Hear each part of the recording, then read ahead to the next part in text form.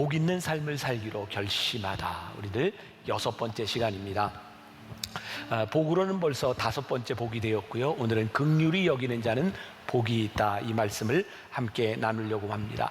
말씀을 이렇게 한 주 한 주 묵상하고 지나가다 보니까 이 말씀이 이런 의미가 있구나 라고 하는 것을 새롭게 깨닫게 되는 부분들도 있습니다. 모르겠어요. 예수님이 이런 의도로 말씀을 하셨는지 모르겠지만 저에게 또 하나 깨달아지는 것이 있어요. 지난주까지 4개의 복에 대한 말씀을 나눴어요. 첫 번째, 마음이 가난한 자. 두 번째, 애통하는 자. 세 번째, 온유한 자. 네 번째, 의에 줄이고 목마른 자. 모르는 사람은 그냥 끄덕끄덕이라고도 해주세요. 이 4가지를 가만히 보니까 이 4가지의 복은 우리들의 내적인 부분에 나와 관계된 내 내면의 삶에 대한 문제구나. 그런데 이제 오늘부터 시작하는 4개의 복은 가만히 보니까 내적인 나에게서 타인에게로 향하고 있는 복이라는 것을 깨닫게 됩니다. 오늘 긍휼히 여기는 자는 복이 있나니, 이것이 누군가를 향한 긍휼의 마음인 것을 우리들이 보게 됩니다. 이 긍휼의 복 역시 우리들의 삶의 태도, 우리의 생각이 바뀌어지지 않으면 이 세상에서 그렇게 복으로 느껴지지 않을 것 같아요. 세상 사람들은 우리들에게 뭐라고 얘기합니다. 그렇게 마음이 쉽게 흔들려서는 안 돼. 누군가를 긍휼히 여긴다고 하는 그런 마음들 때문에 우리는 때때로 사기를 당하기도 해요. 마음의 상처를 입기도 합니다. 쉽게 속는 사람 세상에서 복되다고 여기지 않습니다. 그런데 오늘 예수님은 우리들에게 이렇게 말씀하세요. 긍휼히 여기는 자는 복이 있다. 유진 피터스는 메시지 성경에서 이 부분을 이렇게 표현하고 있습니다. 영어로 되어 있는데 보셨죠? 네, 무슨 의미인가? 우리들이 누군가를 긍휼히 여길 때 우리들이 하나님께 긍휼을 받고 있구나, 이것을 느끼는 것이 복이라는 거예요. 긍휼함을 우리들이 가장 명확하게 느끼는 순간이 언제냐면 우리들이 누군가를 긍휼히 여길 때라는 거예요. 긍휼히 여기는 자는 복이 있다. 제가 오늘 이 말씀을 가지고 우리 묵상팀들과 함께 이제 나누는 이야기 가운데 한 분이 이런 이야기를 했어요. 이분은 누군가에게 나누어주고 베푸는 일을 잘 하던 분입니다. 그런데 사람들이 계속 이게 도와달라는 이야기를 할 때 이분에게 투정이 생겼대요. 하나님, 저도 이제 고만 돕고 편안하게 살고 싶어요. 그리고 진짜 힘든 건 내가 계속 도와줘도 그 사람들이 고맙다고 여기지 않는 것 때문에 마음이 참 힘들어요.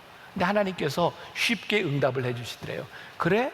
좋다. 그러면 이제부터 너는 그만 주는 자가 되고 받는 자가 되면 되겠구나.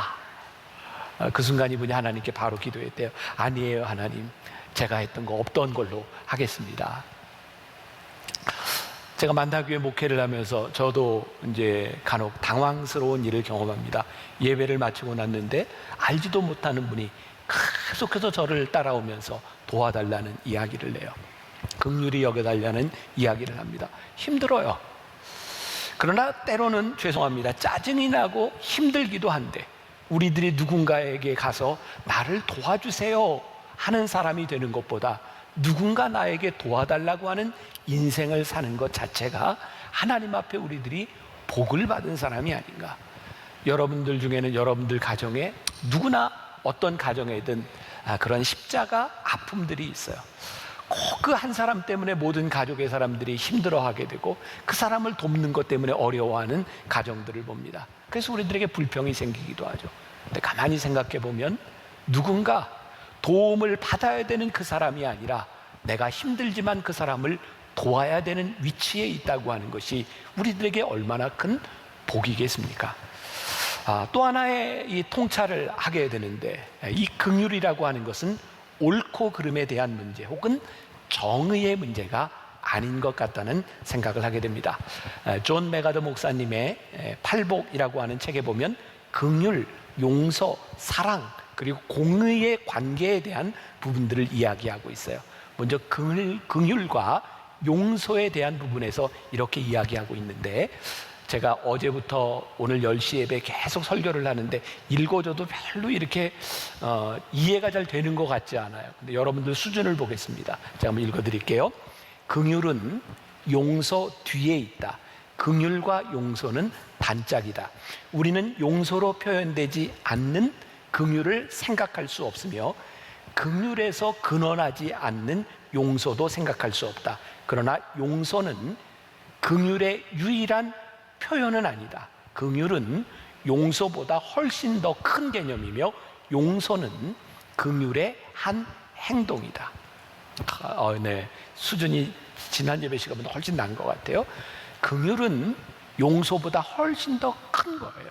우리들이 긍휼히 여기기 때문에 용서라고 하는 행동이 나오는 거죠. 여러분, 우리들이 살아간 우리들의 삶에서 누군가를 용서할 수 있다는 게 큰 축복이죠. 용서는 또 다른 긍휼을 낳고 긍휼이 선순환되는 것이 우리의 인생에 얼마나 큰 축복이겠어요. 그런데 이 긍휼이 나에게서 근원하고 있는 것이 아니라 하나님과 관계된 것이라는 거예요.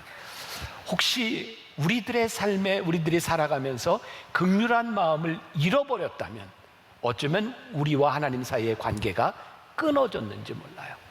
긍휼한 마음이 드는 것, 그것이 우리들에게 큰 축복이고 긍휼한 마음이 드는 것, 그것이 하나님과 우리들 사이의 관계가 계속되고 있다는 것, 이것이 우리들에게 참 큰 축복이다. 제가 긍휼은 옳고 그름 흑백의 논리로 이야기할 수 있는 것이 아니다라는 말씀을 드렸어요. 어제가 광복절이었습니다. 제가 이 말씀 설교를 1년 훨씬 전에 이렇게 써놓았던 글인데, 야, 하나님이 이때에 이런 말씀을 미리 준비시키셨구나 하는 생각이 듭니다. 우리 역사에서 가장 아픈 것 중에 하나가 일제강점기를 지나갔던 우리들의 모습이죠. 그 시기를 지나가면서 친일, 반일, 그것들이 우리의 역사 속에 큰 상처로 남아 있어요. 우리가 잘 알고 있는 윤동주 시인을 우리가 민족 시인이라고 이야기를 하죠. 신사참배를 거부하고 학교를 그만두고 만주로 갔던 사람입니다. 실제로 이런 독립운동을 하던 많은 사람들이 신사참배 때문에 학교를 그만둔 경우들이 많이 있어요. 여러분들 백세를 살아보니의 주인공 김영석 교수를 아시죠? 그분의 글에 이런 이야기가 있더라고요. 이분이 평양의 숭실학교를 다닐 때였답니다. 당시 교장 선생님이었던 선생님과 교사들이 신사참배 문제를 가지고 반대할 것이냐 말 것이냐 기로에 서게 되었대요. 그런데 그 당시에 기독교 지도자들 500명이 모여서 우리 한국 학생들이 이 신사참배를 하는 학교가 문을 닫아야 되는데, 그러면 일본 사람들에게서 교육을 받아야 되는 거죠. 민족학교가 문을 닫느냐 마느냐 하는 상황 가운데서 신사참배를 하느냐 마느냐, 그런 기로에 서게 된 거예요.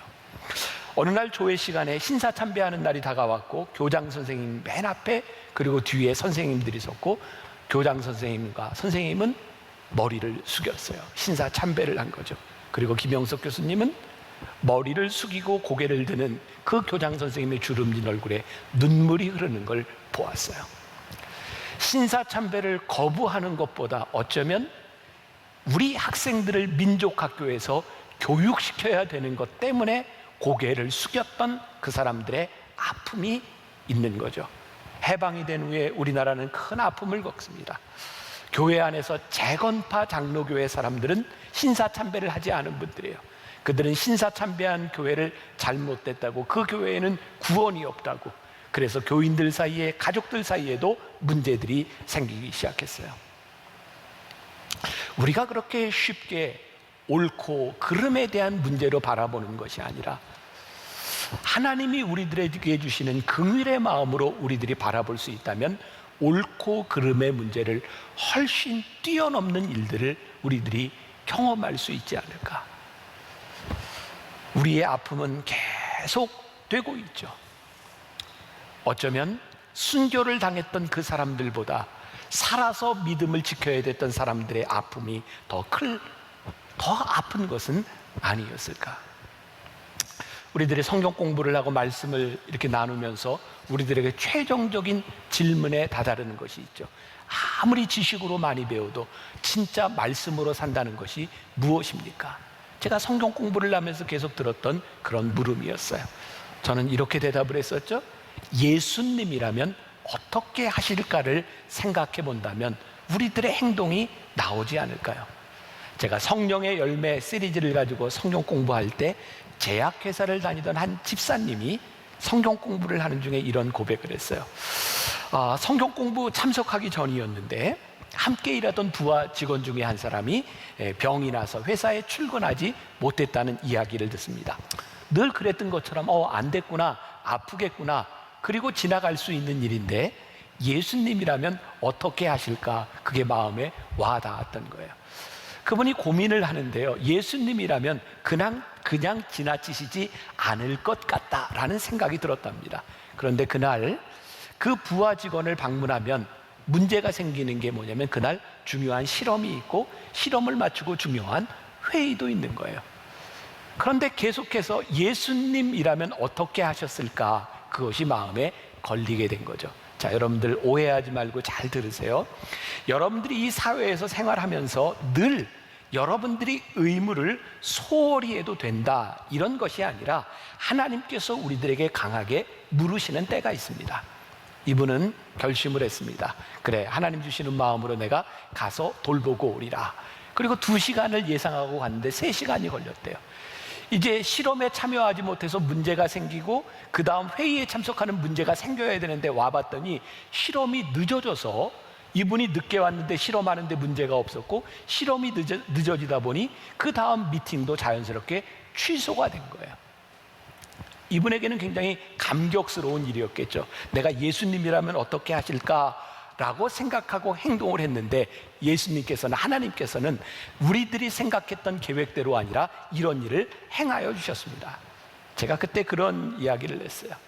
우리가 예수님이라면 어떻게 하실까라는 마음을 가지고 살아갈 때 하나님께서는 우리들에게 격려하시고 네가 틀리지 않았다라고 우리들을 축복해 주시는 때가 있습니다. 그러나 이것이 계속되는 것은 아닙니다.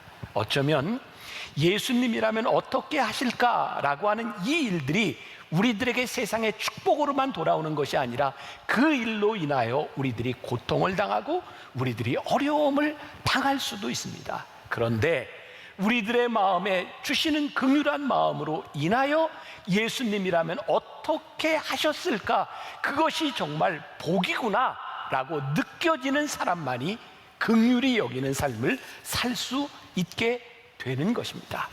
긍휼히 여긴다고 하는 것, 그것은 오늘 마태복음 5장 7절에서 긍휼히 여기는 자는 복이 있나니 그들이 긍휼히 여김을 받으리라 말씀하고 있어요.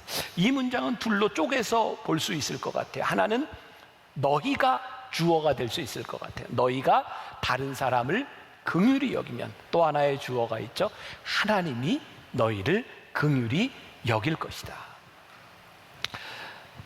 처음에 4가지 복이 마음의 상태였다면 이제 다음에 4가지 복은 우리들의 삶으로 나타나는 것인데, 너희들이 긍휼히 여길 때 하나님께서 우리를 긍휼히 여길 것이다. 저는 요즘 한국 교회, 아니 이 사회를 보면서 우리들이 긍휼히 여기는 마음이 없어짐으로 인하여, 쉽게 정죄함으로 인하여 우리들이 생명력을 잃었다는 생각이 들어요. 자, 이게 지금 굉장히 논란의 여지가 되고 있기 때문에 저도 조심스럽고 여러분들이 오해를 하지 말고 잘 들었으면 좋겠습니다. 요즘 교회에, 이 사회의 큰 이슈 가운데 하나가 차별금지법입니다. 이 차별금지법에는 포괄적으로 모든 차별들을 금지해야 된다는, 그러니까 차별을 금지해야 되는 것에는 큰 문제가 없습니다. 그런데 이 차별금지법 핵심에는 성소수자, 동성연애에 대한 부분들이 들어있어요. 그러니까 우리들이 하나님을 믿는 사람들이 동성연애자들에 대해서 싫다, 나쁘다, 이것은 잘못됐다라고 표현할 수 없는 거예요. 여러분, 성경적으로 우리의 신앙 안에서 하나님께서는 우리들에게 이것을 허락하지 않으셨어요.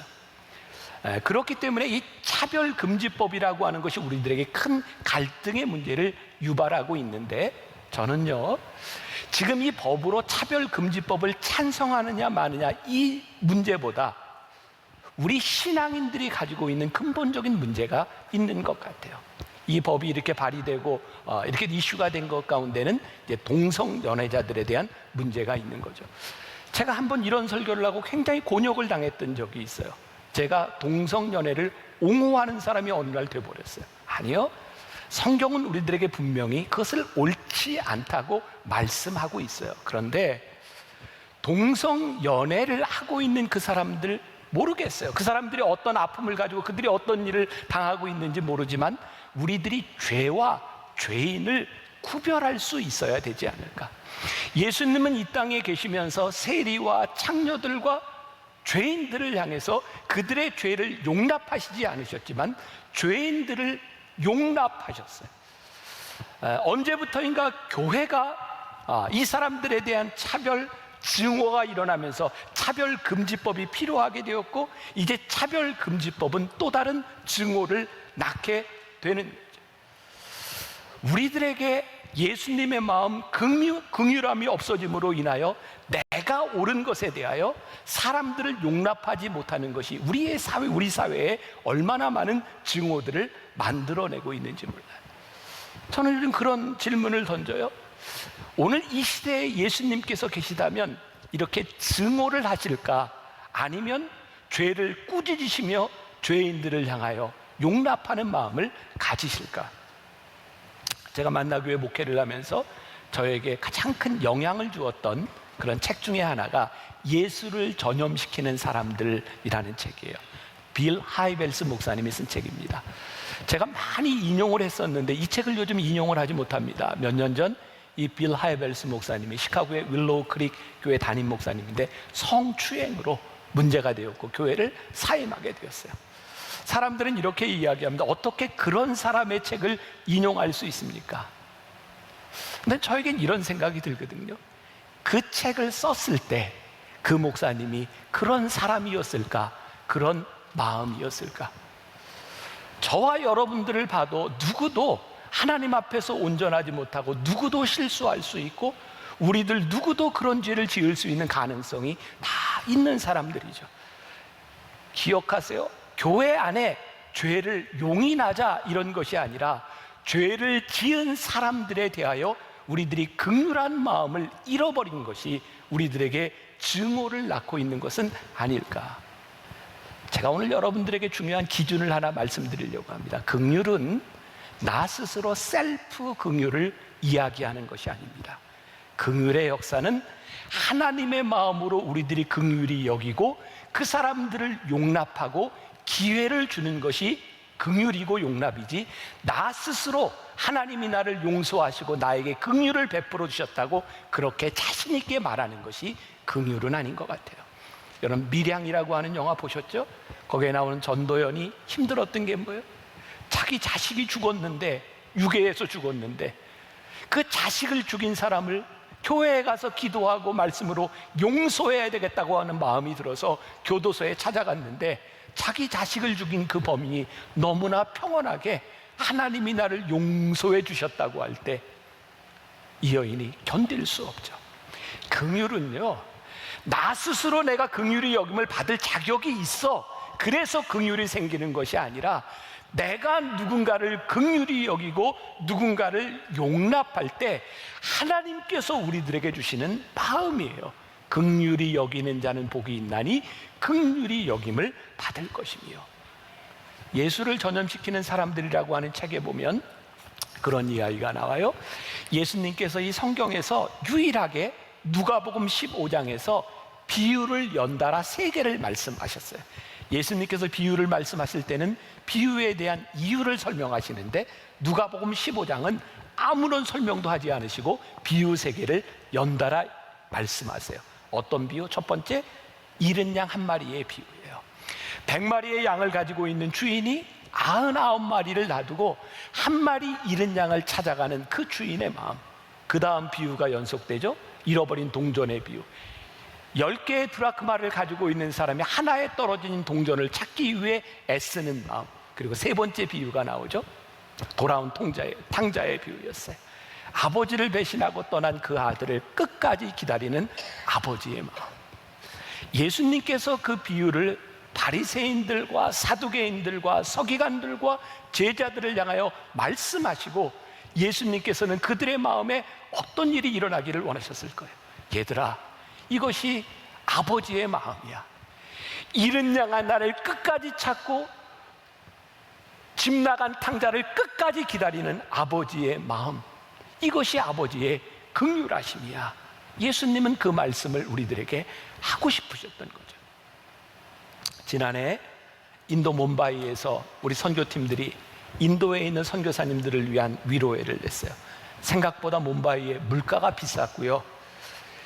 현지 사정으로 선교사님들이 많이 모이지도 않았는데 우리 교회에서 교인들의 헌금으로 이렇게 많은 돈을 들여서 이런 행사를 하는 것이 어쩌면 낭비일 것 같다는 생각이 들었어요.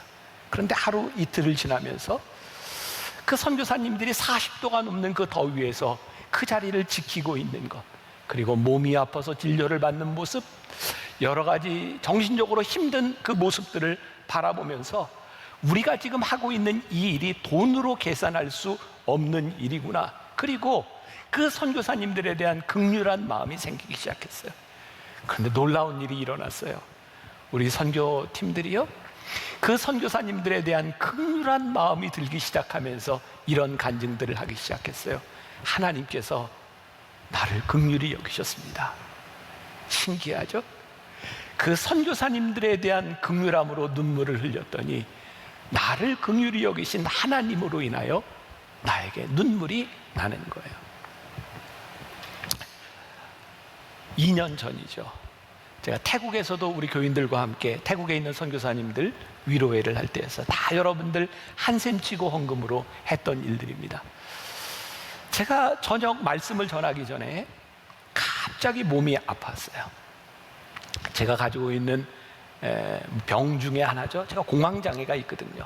뭐 요즘은 괜찮지만 그날 갑자기 공황장애가 왔어요. 공황장애를 앓고 있는 분들은 알아요. 갑자기 심장이 뛰고 식은땀이 나고 아무것도 할 수 없고 죽을 것 같아요. 제가 약을 먹고 몸이 진정될 때까지 기다렸다가 집회를 인도했어요. 제가 몬바이에서 지금 여러분들과 나누는 이 말씀을 글로 쓰고 있었어요. 하나님이 그런 마음을 주시더라고요. 하나님이 우리들에게 주시는 긍휼한 마음을 세상은, 사단은 원하지 않는구나.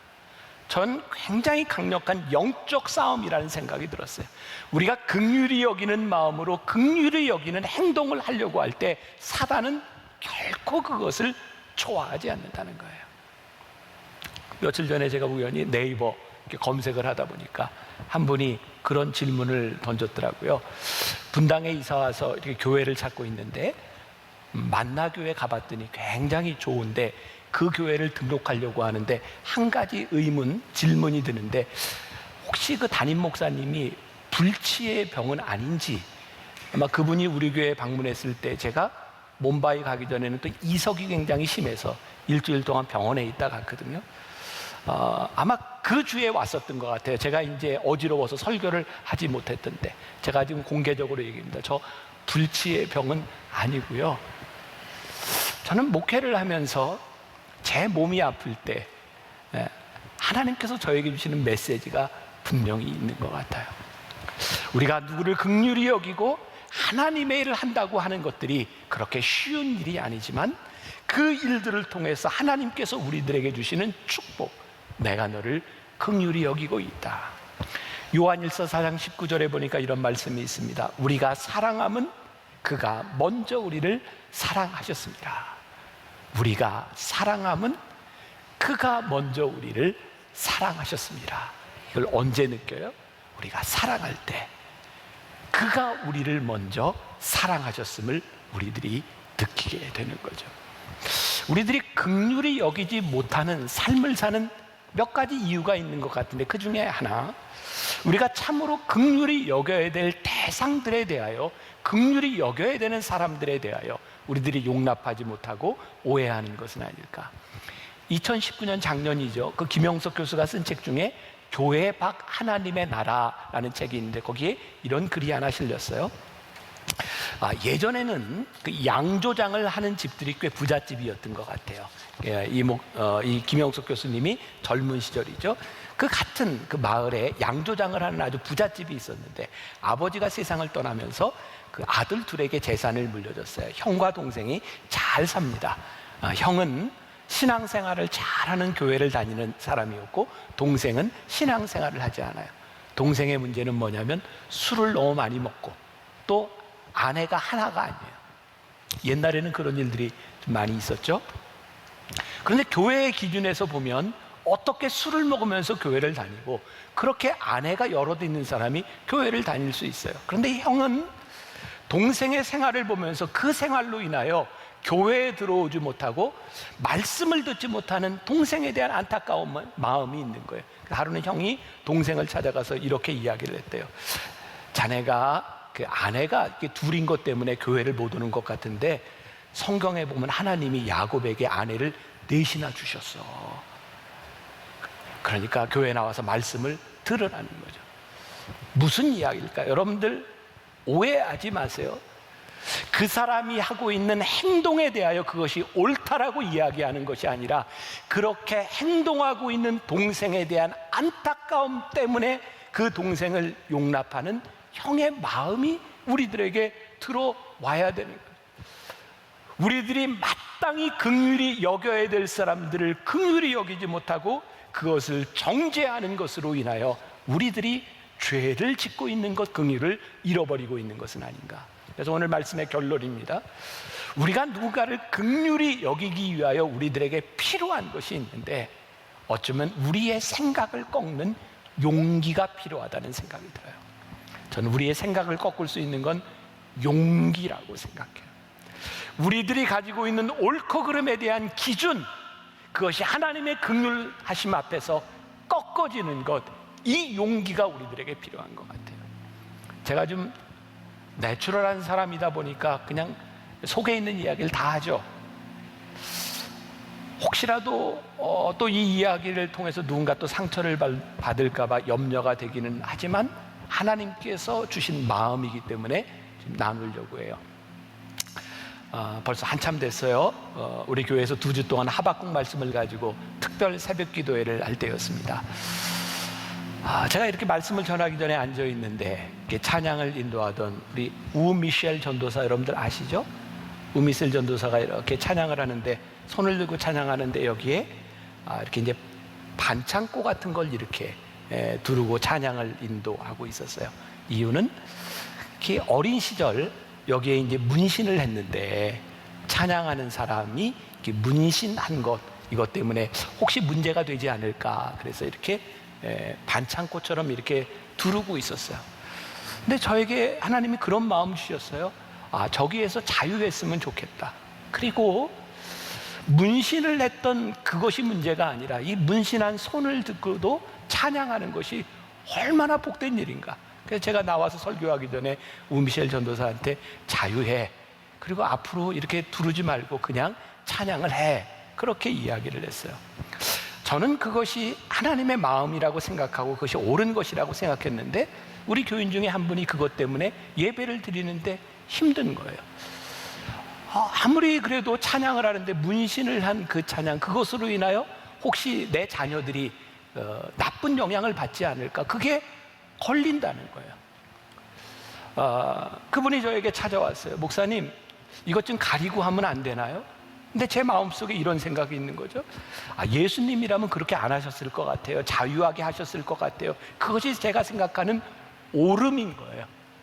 근데 하나님께서 이런 마음을 주시더라고요. 그래, 네가 옳을지 몰라. 그런데 너는 그 예배 시간에 마음이 걸리는 한 사람에 대한 긍휼한 마음이 너에게 없니? 내가 옳은 것에 대한 문제가 아니라 그 한 사람에 대한 그 마음이 너에게는 없니? 제가 지난주에 미셸 전도사 불렀어요. 미셸 전도사, 내가 찬양할 때 자유하라고 했는데 찬양하는데 그것 때문에 예배하는데 마음에 걸리는 사람이 있으니 다음부터 어떻게 좀 가려봐. 이렇게 반창고로 말고 뭘 좀 이렇게 칠하고 오든지. 저에게 그 말을 하는 것도 쉬운 일이 아니었고 사역자의 길을 걷고 있는 사람에게도 쉬운 일은 아니었어요. 그런데 제 마음에, 그래, 내가 옳고 그름에 대한 문제를 주장하는 것보다 한 영혼과 한 사람에 대한 하나님의 마음이 들어와서 내 생각을 꺾는 것도 이게 은혜고 이것이 용기구나. 근데 우리들에게 필요한 긍휼의 마음들, 그것은 어쩌면 내 뜻을 꺾는 용기겠다는 생각이 드는 거예요. 제가 군목 시절 마지막 1년을 대전 통합병원에서 근무를 했어요. 그 병원은 간염 전문 병원이었습니다. 간염으로 입원한 병사들이 반, 그 다음에 이게 대개 이제 척추나 이런 쪽에 다쳐서 입원한 사람들이 반. 근데 입는 환자복이 달라요. 간염 환자와 일반 환자. 제가 주일날 예배를 드리면 이쪽은 간염 환자들, 이쪽은 일반 환자들. 그게 뭐 큰 교회가 아니까 꽉 차서 예배를 드려요. 그때 우리 아이들이 2살, 4살이었습니다. 군인들이 보기에 애들이 얼마나 귀엽겠어요? 예배를 마치고 나갈 때면 간염 환자들이 우리 애들을 만지는 거예요. 예쁘다고. 그거 참 쉽지 않더라고요, 그 마음이. 그리고 간염 환자들하고는 접촉을 하지 말아야 되니까 저도 그냥 이렇게 인사를 하는데 꼭 와서 악수를 해요. 그때 제가 읽고 있던 책이 있었어요. 데미안 신부에 대한 이야기였어요. 많이 들어보셨죠? 데미안 신부. 하와이 몰로카이의 섬에서 나병 환자들을 위해 선교했던 데미안 신부님. 그 데미안 신부가 나병 환자들을 위해 선교하려고 말씀을 전하려고 들어갔는데 나병 환자들이 마음을 열지 않습니다. 이유는 당신은 우리와 다른 사람이라는 거였어요. 그때부터 데미안 신부는 기도하죠. 하나님, 저에게 나병을 주세요. 그리고 하나님께서 그에게 나병을 주셨을 때 그때 사람들이 마음을 열기 시작합니다. 그 책이 저에게 큰 도전이 되었어요. 그래서 그때부터 제가 간염 환자들과 함께 같이 밥을 먹기 시작했어요. 같이 수저를 떠서 찌개를 먹고 같이 먹기 시작했어요. 저에게는 작은 용기였던 것 같아요.